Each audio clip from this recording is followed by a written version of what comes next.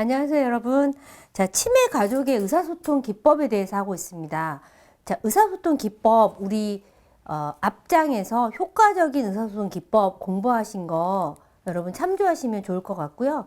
의사소통 기법은 일반 어르신들과 효과적인 의사소통을 하기 위한 기법과 거의 유사합니다. 거의 동일하고요. 다만 치매 가족은 치매가 아니잖아요. 치매 가족도 일반 사람입니다. 그래서 어떻게 좀 더 섬세하게 그분의 감정을 읽어 나갈 수 있고 신뢰 있는 관계를 형성할 수 있는지에 초점을 맞추시면 좋을 것 같습니다. 가장 필요한 기법 중에 첫 번째는요, 공감이고요. 전 강의 때 공감에 대해서 예를 들은 것까지 설명드렸습니다. 자, 오늘은요, 관심 전달에 대해서 한번 얘기를 해보려고 하는데요. 우리가 상대방과 대화를 할 때 하는 행동이나 시선의 위치 이런 것들 전부 다 사실은 의미가 있습니다. 그래서 이미지 메이킹이라고도 하는데 뭔가 효과적으로 의미를 전달하고자 하는 사람은 표정이라든지 뭐 의상이라든지 이런 여러 가지 것까지도 적절하게 맞춘다고 하잖아요. 그래서 우리는 그렇게까지는 못하더라도 우리가 하는 행동이나 시선 맞추는 거, 고개를 끄덕이는 거, 뭐 이런 것들을 적절하게 활용하시면서 대화를 하시는 게 필요하겠습니다. 그래서 앞장에서 효과적인 의사소통을 하는 방법 중에서 기억해 보시면 어떤 게 가장 많은 부분의 의사소통을 나타내느냐에서 비언어적인 의사소통이 거의 여러분 기억하시면 85%, 90%를 차지한다고 했습니다. 그 얘기는 우리가 말로 하는 것은 불과 10에서 15%밖에 되지 않는다는 거예요. 결국은 그 사람의 표정, 그 사람의 행동, 또 그 사람의 어떤 외모 이런 것들이 많은 부분을 차지하고 있는 것입니다. 그래서 비언어적인 표현 방법 한번 보시면요. 치매 대상자, 치매 가족을 마주보고 적절한 눈맞춤 하는 것이 좋다. 네, 적절한 눈맞춤. 적절한 눈맞춤 하면 여러분 또 기억나시는 게 있죠. 효과적인 의사소통에서 적절한 눈맞춤이 좋다라고 배웠습니다. 그때 주의해야 될 게 뭐냐면 적절한 눈맞춤이어야지 계속해서 쳐다보는 거, 계속해서 응시하는 거, 그거는 두렵고 부담스럽게 느낀다. 그래서 적절한 눈맞춤 좋다. 옆이나 뒤에서 상대를 보는 것보다는 앞에서 마주보는 것이 상대가 자신에게 관심이 있다고 느끼게 할 수 있다. 대화를 할 때는요, 미소를 띤 표정과 알아들을 수 있을 정도의 목소리 크기도 중요합니다. 너무 작거나 너무 크면은 상대방이 불편하겠죠. 미소를 띤 표정, 또 효과적인 의사소통에서 우리 배웠죠? 미소를 띤 표정인데 이것도 한번 여러분이 내가 짓는 적절한 미소를 띤 표정이 상대방이 이게 미소라고 느낄 수 있는 표정인지를 한번 거울 보시면서 한번 보세요. 왜냐하면 우리는 잘 모르는데 미소를 띤 표정인지 아니면 의미심장하게 웃는 표정인지 이게 헷갈릴 수가 있어요. 그러면 왜냐하면 지금 치매 대상자 때문에 힘들어하는 가족과 대화를 하는 거잖아요. 힘드신 분들은요, 다르게 받아들일 수 있습니다. 그래서 미소를 띤 표정을 하셔야 돼요. 썩소는 안 되고 미소를 띤 표정, 그리고 목소리 크기도 적절하게 하셔야 됩니다. 목소리 크기가 너무 크면 뭔가 화난 것 같은 느낌을 줄 수 있습니다. 자, 방어적인 자세를 취하지 않는다. 자, 방어적인 자세에 어떤 게 있는지 여러분 모를 수 있잖아요. 다리를 꼬거나 팔짱 끼거나 하는 행동은요, 상대방에게 나는 너의 얘기를 진심으로 들어줄 수 없어 라는 의미라고 합니다. 네. 저도 이거를 보고 약간 반성을 했는데요. 저도 다리를 참 잘 꼬고 왔는데 환자들 앞에서 사실 제가 다리를 잘 꼬고 앉습니다. 이제 반성을 좀 했고, 환자하고 상담할 때는 이제 다리를 꼬지 않아야겠다 생각을 했습니다. 그러니까 본인이 그렇게 생각하지 않아도 받아들이는 사람이 이렇게 받아들일 수 있다는 거예요.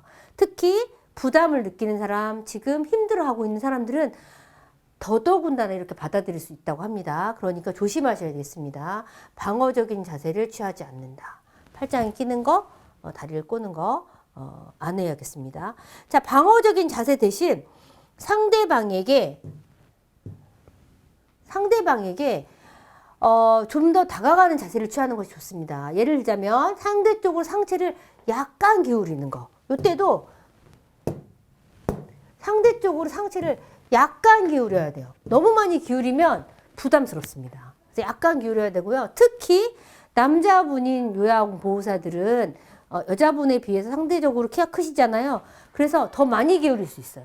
더 많이 기울이면 듣는 상대는 부담스럽습니다. 그러니까 약간 기울이는 거. 그리고 고개를 끄덕이는 건 좋은데 고개를 좀 간간히 끄덕이셔야 돼요. 그래서 약간 기울이고 고개를 간간히 끄덕이는 거는 나는 당신의 얘기를 들을 준비가 되어 있습니다 라는 의미로 그 상대방이 하는 말을 집중해서 듣겠다, 집중하고 있다, 이런 의미로 전달이 된다고 합니다. 근데 이제 고개를 간간히 끄덕여야지 말씀을 하시는데 막 계속 맞아요, 맞아요, 맞아요, 맞아요, 계속 이렇게 하면 어떤 의미가 되냐면 너무 많이 끄덕이는 건요, 아, 내 얘기가 빨리 끝냈으면 좋겠구나, 빨리 끝내라는 얘기구나, 이렇게 받아들인다고 합니다. 그래서 태도를 조금 연습하셔야 돼요. 약간 기울이는 거, 그리고 고개를 간간히 끄덕이는 거, 이렇게 하셔야 되고요. 관심을 나타내기 위해서는 지나치게 가까운 거리는 안 돼요. 부담스럽습니다. 마주보고 앉았을 때 손이 뻗을 수 있는 정도의 거리, 예, 그 정도 거리를 하는 것이 편안함을 준다고 합니다. 자, 가족에게 나는 당신을 존중한다 라고 표현하는 것은요, 관심을 전달하는 좋은 방법입니다. 나는 당신을 존중한다. 가족의 성격과 행동을 열린 마음으로 편견을 갖지 않고 받아들여야 됩니다. 간혹 상담을 하시다 보면요, 가족들이 약간 이기적으로 보일 때가 있습니다. 그런데 그런 생각을 편견이죠. 가지고 있으시면 안 됩니다. 왜냐하면 그 상황이 여러분이 안 돼 보셨고 그 상황에 지금 한 달, 두 달 있는 게 아니라 아주 오랫동안 그 상황에 계시는 분들이에요. 그래서 그 상황에 처하면 나도 아니면 우리 여러분들도 어떻게 될지 모르거든요. 그러니까 절대로 편견을 갖지 말고 열린 마음으로 내가 받아들일 준비가 되었다라는 진심을 좀 가지셔야 돼요. 진심을 갖고 나는 당신을 존중하고 있습니다. 당신이 어떤 말을 해도 충분히 그럴 수 있구나 라고 생각하고 표현하시는 게 좋습니다. 가족들은 우울이나 의심 등 정서적으로 지쳐 있어서 부정적 태도를 보이는 경우가 많습니다. 네. 네. 보통 지치신 분들이요, 모든 면에서 긍정적이지 못합니다. 네. 지쳐서 그래요. 피곤하고 이제 그만두고 싶다. 어떻게 하면 그만할 수 있어? 막 이런 생각이거든요. 부정적 태도를 많이 보이십니다. 이러면 부정적 태도를 보이면 아, 왜 이렇게 사람이 부정적이지? 이렇게 생각하실 게 아니라 이분이 정말 힘드셔서 지금 지쳤구나. 이렇게 이해하시면 좋겠습니다. 그래서 가족이 표면적으로 대하는 모습보다 내면의 어려움을 이해하고 부드러운 말투, 미소와 함께 계속 대화를 이어가면요, 가족들은 마음을 열고 편안함을 느끼게 된다고 합니다. 자, 조언을 제공할 때요, 의사소통 중에 이제 적절한 조언이나 정보 제공 이런 것들을 이제 줄 수가 있는데요. 이제 단순한 질병이나 증상에 대해서 이제 기계적으로 알려주는 것도 있죠. 그런 것도 있는데, 일단 가족이 하는 지금까지 행해온 것들을 일단 들어보시고, 그리고 그거 외에 다른 방법을 무조건적으로 권유하지 말고, 그러면 가족들이 내가 지금까지 한 거는 아무 의미가 없는 건가? 뭐 이렇게 생각이 돼서 약간 상실감, 실망감 이렇게 볼 수가 있기 때문에요. 이렇게 하시지 마시고 치매 가족들이 잘못하고 있는 방법에 대해서 충분한 이해와 설명의 과정 없이 충고나 지적을 하지 말고 좌절감을 느낀다고 합니다.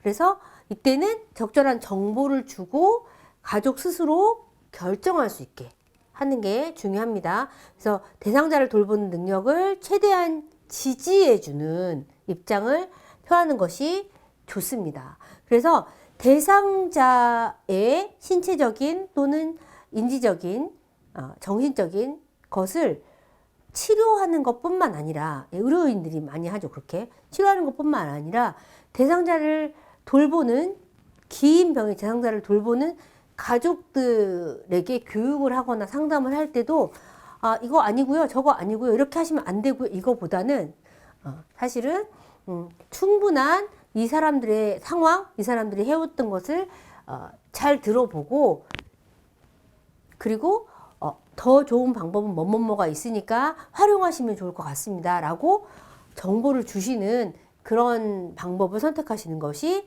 대상자의 감정을 다치지 않고 신뢰관계를 쌓을 수 있는 방법입니다. 자, 이럴 때 이제 우리가 활용할 수 있는 의사소통 방법이 있죠.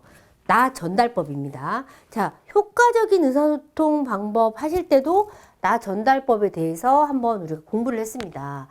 자, 의사소통 할 때 옳은 정보를 전달해 주는데도 기분이 나쁜 사람이 있어요. 근데 옳지 않은 정보나 적절치 못한 행동을 하고 있어요. 그럴 때 바로 지적해서 이렇게 하면 안 되지, 뭐 이렇게 하면 상대방이 방어적인 태도가 되고요. 또 기분도 상하게 돼요. 그러니까 똑같은 정보를 전달하더라도 기분 상하지 않고 좀 더 부드러운 화법으로 상대방에게 효과적인 정보를 전달할 수 있는 방법을 선택하는데요. 그게 대부분 나 전달법입니다. 네. 그래서 나 전달법은요, 상대방의 행동을 판단하거나 비난하는 것이 아니라 부드러운 화법으로 나의 생각을 상대에게 전달하는 화법입니다. 나 전달법은 상대의 행동이 다른 사람에게 어떻게 받아들였는지를 객관적으로 인식하게 하고요. 자신의 행동에 대한 판단이나 비판이 없기 때문에 덜 방어적으로 받아들이게 됩니다. 그래서 네가 어떻게 해서 이렇게 됐잖아 라는 이런 과정, 이거를요, 네가 어떻게 해서 이렇게 됐잖아 라고 비난만 할 게 아니라 이런 것을 해서 이렇게 돼서 제가 어떻게 느꼈습니다 라고 말하는 게 좋습니다. 예를 들자면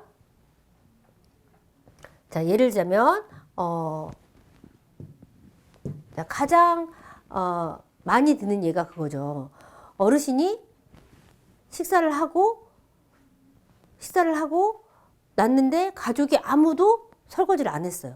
근데 시간이 많이 지나서 설거지가 막 이제 안 떨어지는 상황이 됐어요.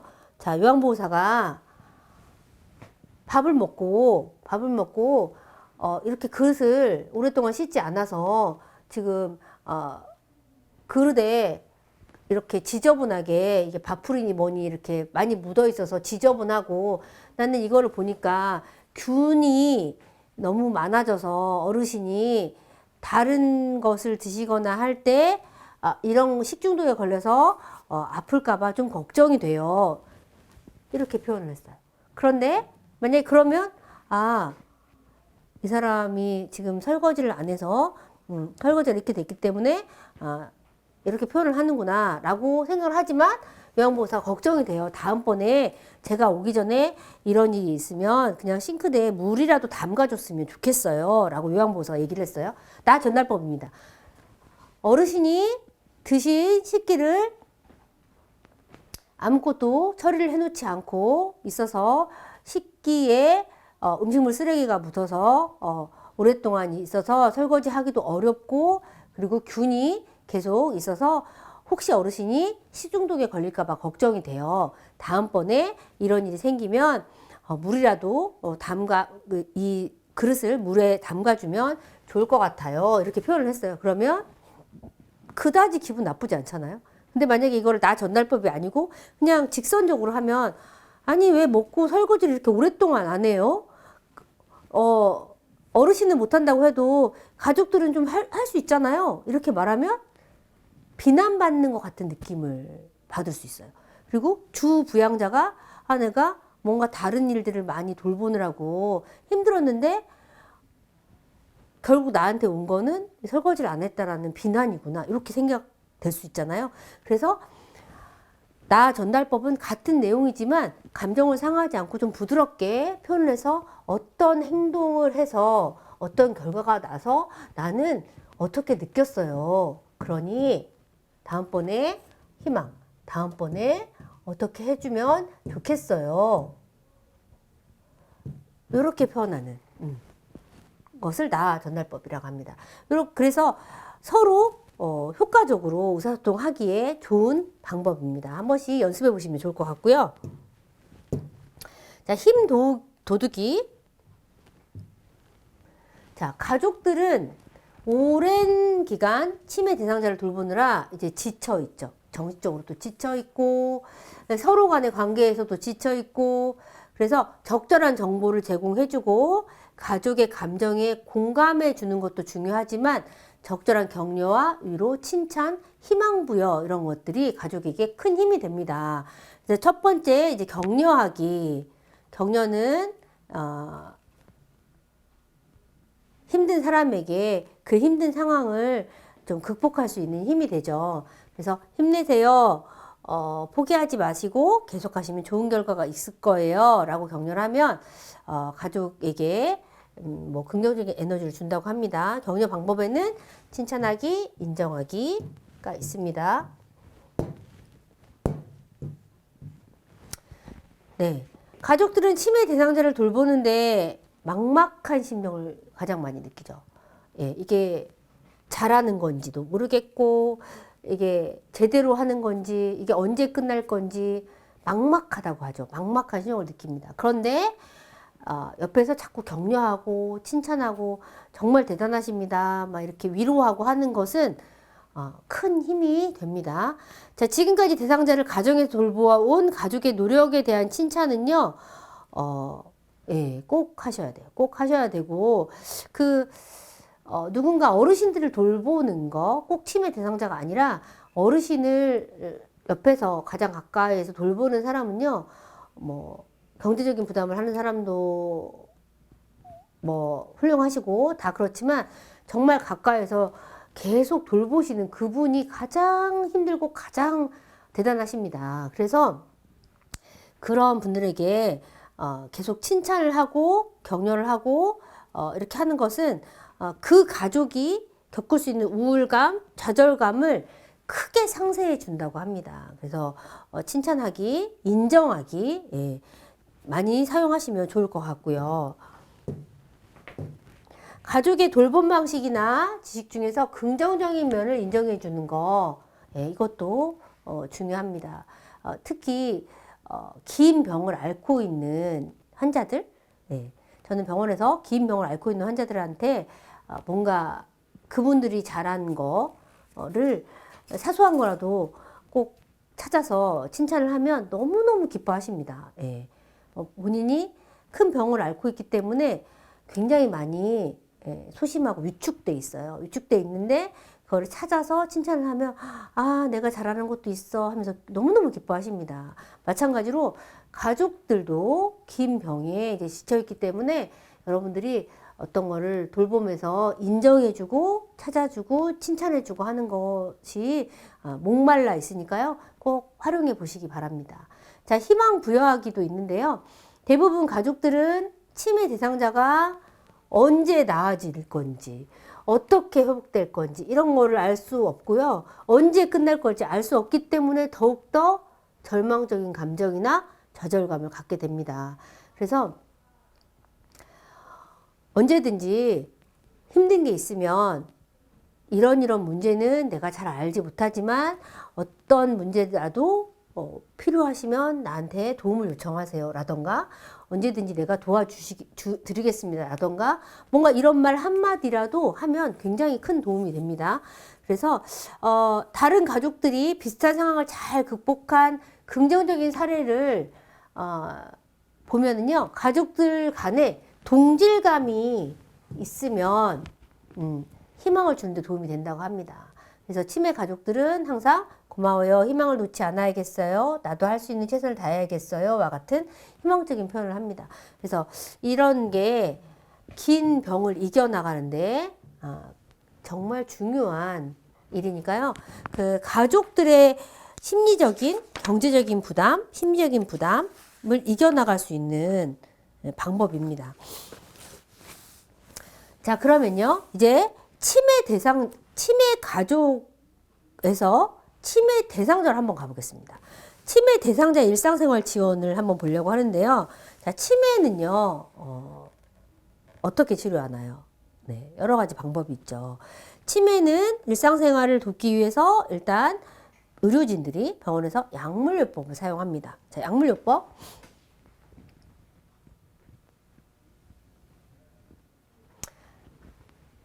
가족들이나 치매 대상자가 이렇게 생각을 해요. 아우, 나는 어차피 완치가 안 되는 병인데 뭐하러 약물을 먹어?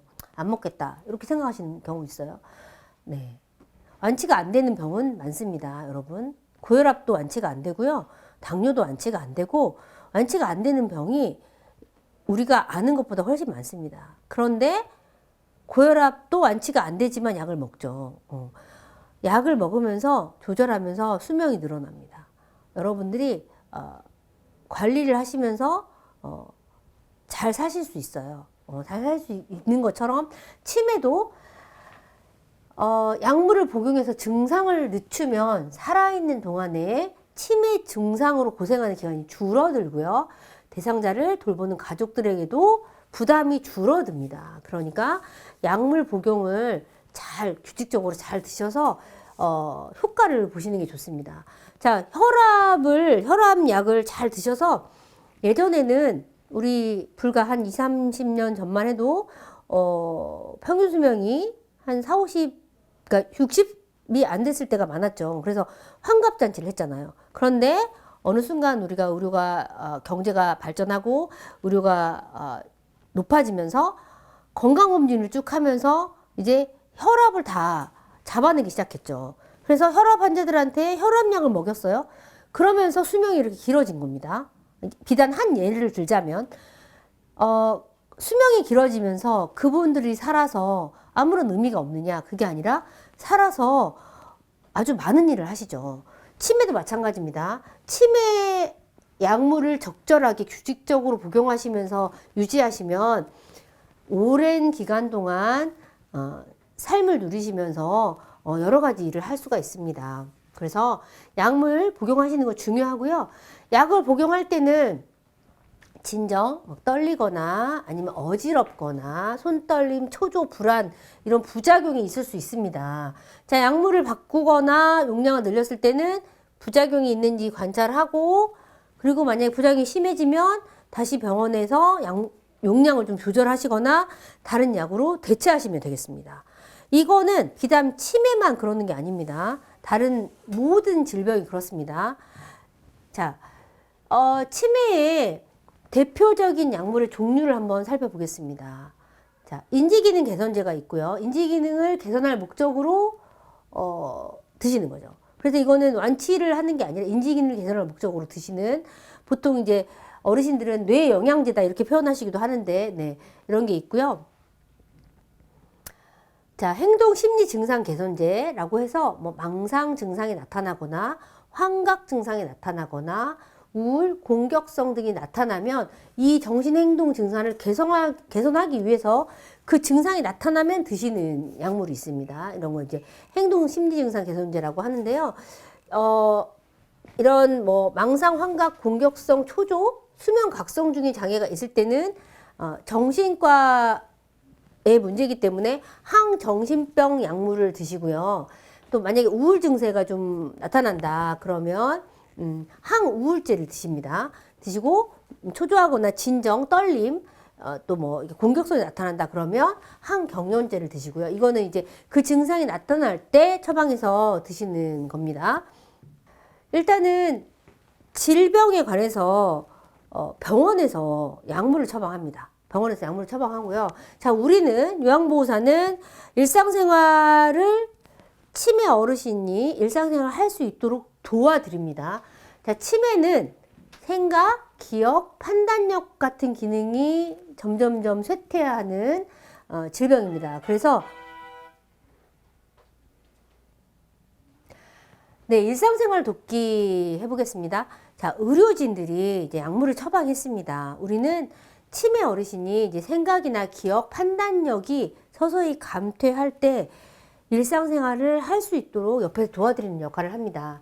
자, 치매 증상이 기억력이 점점 사라지는 거잖아요. 그러면서 언어도 잘 못하시게 되고요. 그 다음에 판단력 상실하시고 또 인지기능, 인지능력 떨어지고 그럼으로 인해서 일상생활을 좀 하시기 어렵게 되죠. 어렵게 되고 나중에는 행동장애, 더 나중에는 정신과적 장애까지 이제 생깁니다. 그래서 치매는 여러분 아시겠지만 오랜 기간 이렇게 진행이 되는 병이기 때문에요. 점점 말기로 가면 갈수록 요양보호사가 지원해야 되는 것도 많아집니다. 자, 기본적으로 지원을 하는 자세, 지원을 하는 마음가짐이랄까요? 기본적인 원칙을 보시면요. 따뜻하게 응대하고 치매 대상자를 존중한다. 네, 너무 기본적인 거죠. 그런데 이게 사실 잘 안 될 때 있습니다. 왜냐하면 점점 어르신들이 아이처럼 돼 가시잖아요. 뭐 아무것도 혼자서 하실 수 있는 게 없어지시니까. 그래서 여기에 보시면 2번 정면에서 야단치거나 부정하거나 무시하지 않는다. 네, 이렇게 하시면 안 되는데 가끔 계속 너무 아이처럼 행동하시니까 이렇게 하시는 분들 계신데 하시지 않으셨으면 좋겠고요. 따뜻하게 대해주시고 대상자의 생활 자체를 소중히 여기고 환경을 바꾸지 않는다. 네, 환경을 바꾸지 않는 거 중요합니다. 자, 규칙적인 생활을 하게 한다. 치매 대상자에게는요, 규칙적으로 식사를 드리는 거, 규칙적으로 생활하는 거 굉장히 중요합니다. 왜냐하면 계속 기억이 상실되기 때문에 막 혼란스러워요. 그런데 생활까지 불규칙적이면요, 너무 힘드셔요. 그러니까 규칙적으로 생활하셔서 안정하게 하시는 게 중요하고요. 규칙적인 생활은 병을 조기 발견하는 데도 도움이 됩니다. 자, 세 번째, 대상자에게 남아있는 기능을 최대한 살린다. 이거는 이제 잔존 능력을 유지하게 해라. 이런 말 또 나오네요. 치매가 있다고 모든 것을 못하는 것은 아니다. 예, 중요한 말이에요. 치매가 있다고 처음부터 모든 것을 못하지 않습니다. 처음 초기에는 신체적인 기능이 정상이기 때문에요. 본인이 할 수 있는 거를 하게 해줘야 됩니다. 습관적으로 해오던 일들은 할 수 있어요. 옷을 입는다던가 뭐 이런 거 할 수 있습니다. 그러니까 할 수 있도록 해야 남아있는 기능을 유지할 수 있습니다. 네. 자, 상황에 맞는 요양보호를 한다. 요거는 좀 기억해 두셔야 돼요. 자, 우리